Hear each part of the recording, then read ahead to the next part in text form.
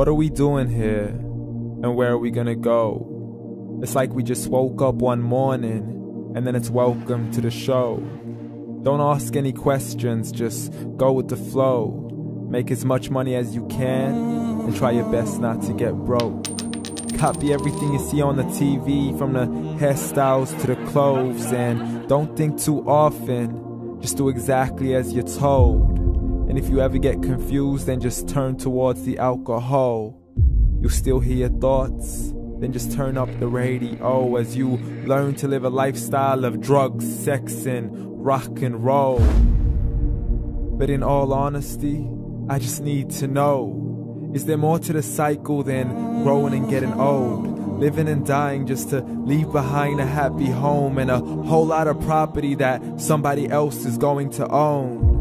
I just really need to know before the casket's closed, 'cause I'm not willing to gamble with my soul, nor am I ready to take any chances. These are just simple life questions, and I'm just searching for some answers. Like, what are we doing here? And what is our purpose? How did we get here, and who made us so perfect? And what happens once we go, or is this world all really worth it?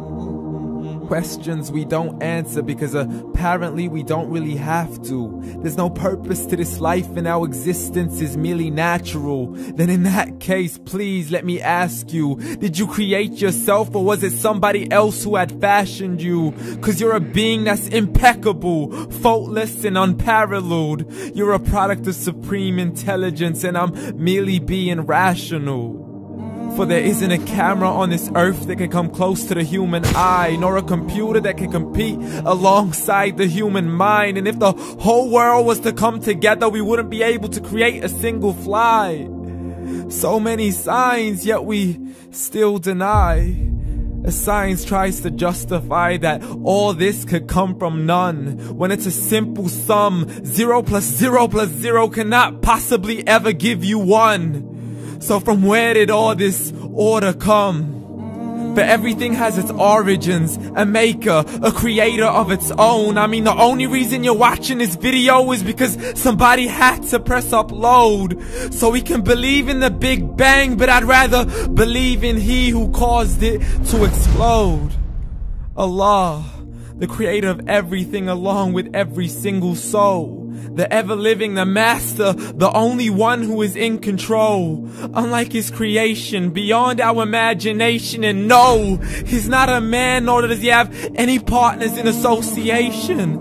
He's on his own. And no, he did not ever leave us alone. Just like every manufacturer, he left us with an instruction manual. The Quran and Islam, and I'm sorry to jump to conclusions, but it's the only one possible. The only definition of God is the one and only supreme being. It's logical, a book with 0 contradictions, with miracles that are both scientific and historical, all revealed over 1400 years ago. Like the detailed description of the human embryo. The descriptions of the human embryo in the Quran cannot be based on scientific knowledge in the 7th century. To the mountains as pegs holding firm the earth below, and the 2 seas that don't mix in a complete separate flow. To the planets in orbit, alternating night and day as they stay in flow. The expansion of the universe and the creation of everything from H2O. To the stories of the past and the preservation of Pharaoh. To identifying the lowest point in the land where Persia defeated Rome. The gushing fluid that created man in the glands between the ribs and the backbone. And not a word has changed, it's still the same. So please explain how all this was known over 1400 years ago. To a man who couldn't read or write, as he would recite whatever the angels spoke. And if you still don't believe, please try to come up with something that's even close. But you can't, so we took God as a mockery and his messengers as a joke.